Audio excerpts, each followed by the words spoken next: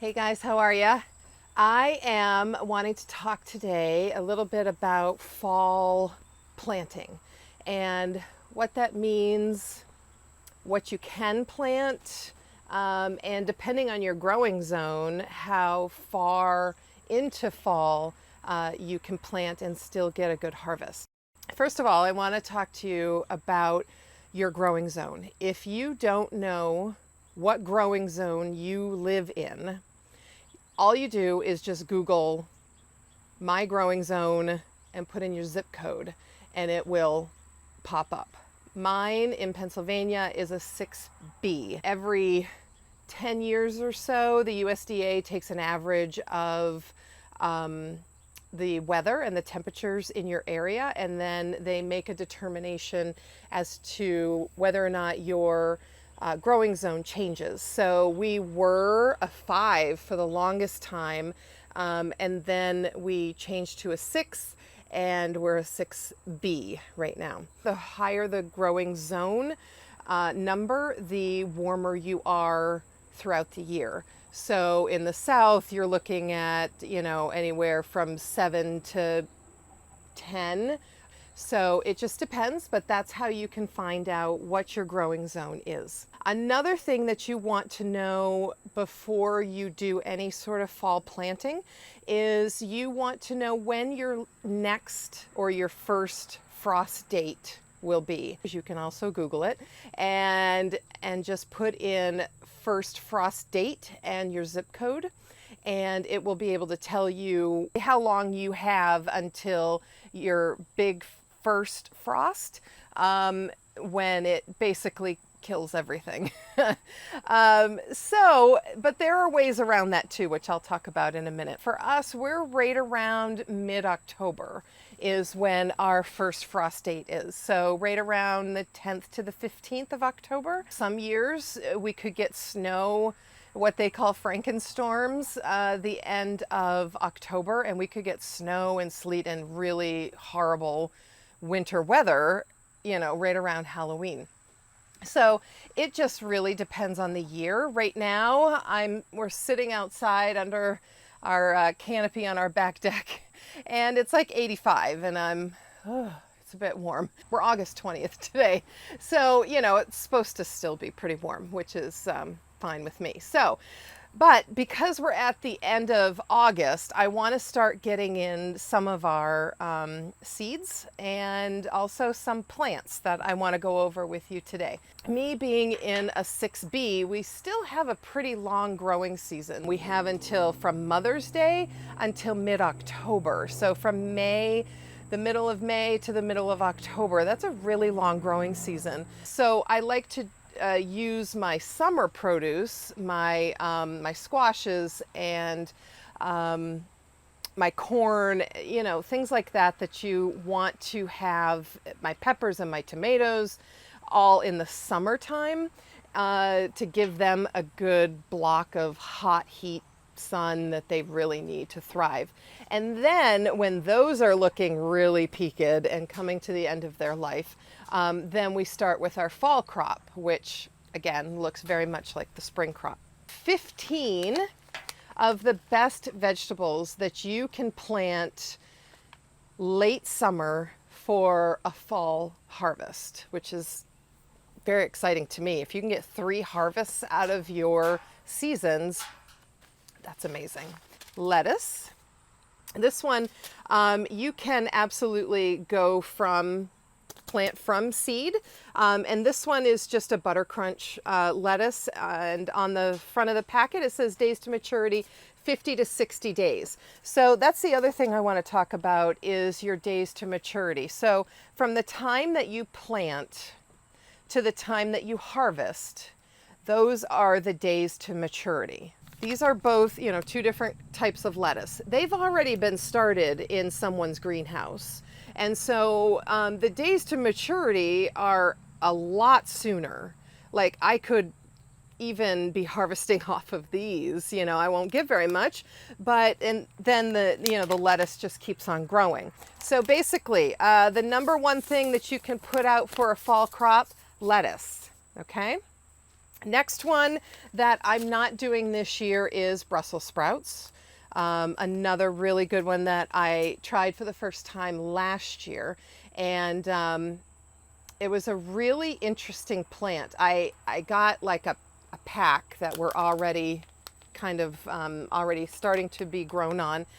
And I put them in my raised beds, and I had no idea really how big they were going to be, and it was unbelievable. My husband loves Brussels sprouts, but he's still got some in the freezer, so I wasn't going to grow them this year.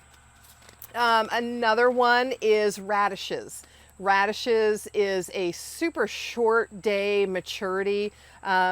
I think depending on the ones you get, like the small ones or, you know, the little ones that are more long in length, those ones are, I think, can be like a 30-day maturity from seed, which is amazing. Another one is, well, garlic.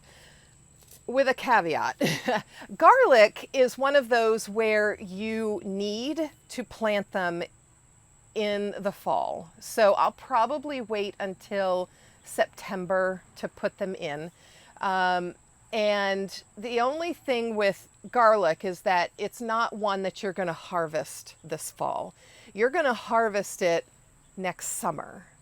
But the reason I put it in here is because it's one that you really need to get in the ground this fall, so that it has enough time. It needs the cold weather, and it needs all of that time to go from one little garlic clove to a head of garlic. You can put in some vegetable feed, like with Espoma. They have a wonderful product that I put in that feeds your vegetables organically. And so I put some of that in the spring when it starts to grow its stalks. And then I, like early summer, I give it another good feed so that it really has enough energy to produce those large garlic bulbs that you want. Okay. The next one I have is broccoli. Now, I have it on order because I'm not sure that I have enough time to start broccoli from seed. It's like a broccolini, which will be my, I think, fourth thing that I have never grown before. I've grown broccoli before, and it was a good trial. This time I'm going to try broccolini and see how that does. I'm really excited for that. We love broccoli, but I haven't had the best luck growing it. So I'm going to try broccolini and see how that goes. So carrots are another one that you can do another harvest of. And to be honest, you can actually keep them out all winter. They prefer, you know, all of these prefer a cold season or a very cool weather, which is why you only really want to do it in the plant them in the spring and in the fall, because they need the cool weather to concentrate their sugars so that they taste like a really great carrot or really delicious beets. The purple carrots, they will start flowering, and I found that when plants bolt, which is what happens when you have your vegetables in the ground too long, they start to produce their seed heads. So if you want them to go to seed and collect their seeds, you can certainly do that. But the vegetable down below that's growing that seed head may not taste the best. So just so you know, but you can keep your carrots in the ground all throughout the winter. After carrots comes spinach. There's so many varieties like lettuce and kale. There's a lot of different varieties of spinach as well. So basically, you can start these indoors. I never do because they're so easy. I guess is the word. They're so easy to grow. You can scatter them, or which I'll probably do this time, is plant them in rows, because I'm going to do succession planting with the spinach. Succession planting means that you start growing a couple of rows, 2 to 3, 4, however much space you have, rows of a vegetable. So with corn, you need to do at least 3 to 4 rows at a time, so that because they self-pollinate, and so they need each other to pollinate one another and to grow. So not the case with spinach, but after you've seeded your first few rows, then you come back a week or 2 later and you plant another section with spinach. And so you're in constant growing or growth stages of your vegetable, in this case spinach. So so I will have a lot of spinach between when I get them planted, probably tomorrow, through till this fall. The next one is beets. So that moth really likes me. This is just your regular variety, Detroit dark red. Again, many different varieties. I tried a lighter one. I'm forgetting the name of it. But it was almost orange and yellow, and it was really pretty. It didn't do a lot, but I think that was my fault. It wasn't getting enough sun. This one I can also plant in succession every 2 to 3 weeks. You can plant these, especially in the spring, until midsummer. All right, another one is cabbage. Da-da! Found it. I think I was pretty lucky to find it, actually, at my local garden center. This one's called Late Flat Dutch, and it has really big heads, large heads up to 12 inches. There's ornamental cabbage as well. Ornamental is the key phrase, because I could have picked up some of those, but you don't eat them. They're just ornamental. They're just pretty to look at. They change colors. Some of them are purple, some of them stay green and white, but these are here to eat. And my husband has been wanting to make his own sauerkraut.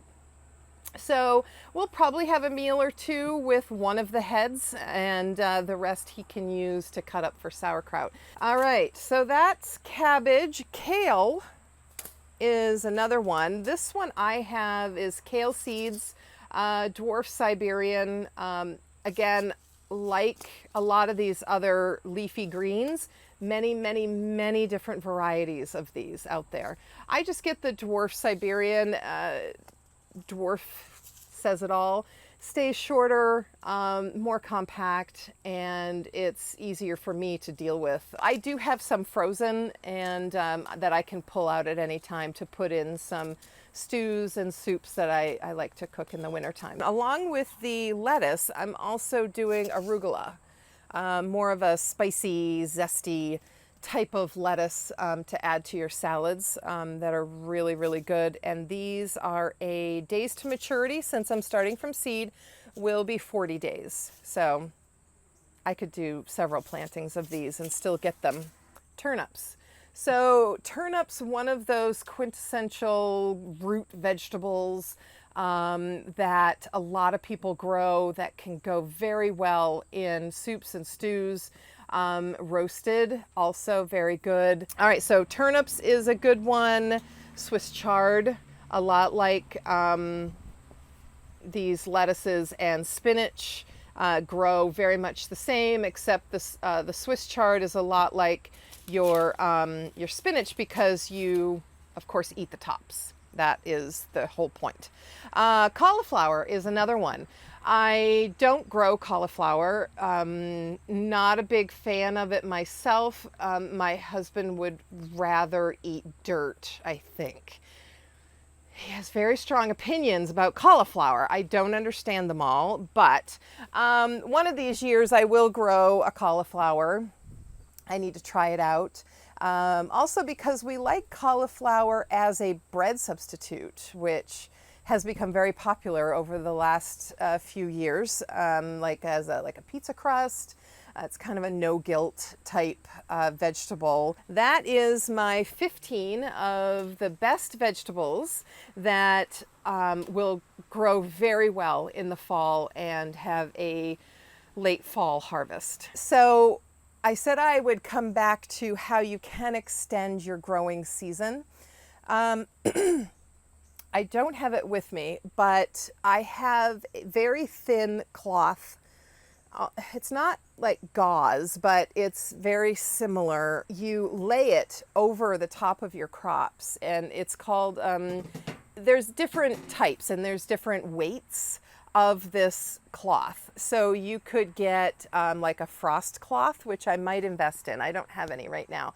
I just have shade cloth, what they call shade cloth. So it basically, it shades your plants if it's a real harsh sun or summer.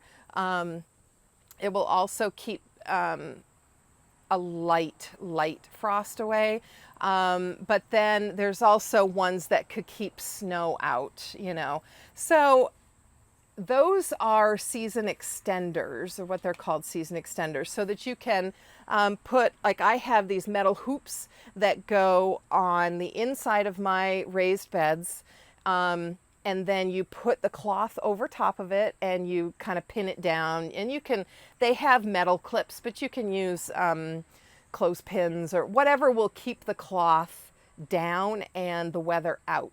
They're like, they're winter boxes essentially for growing a lot of these things outside in the winter. You know, they have like maybe a recycled window over the top.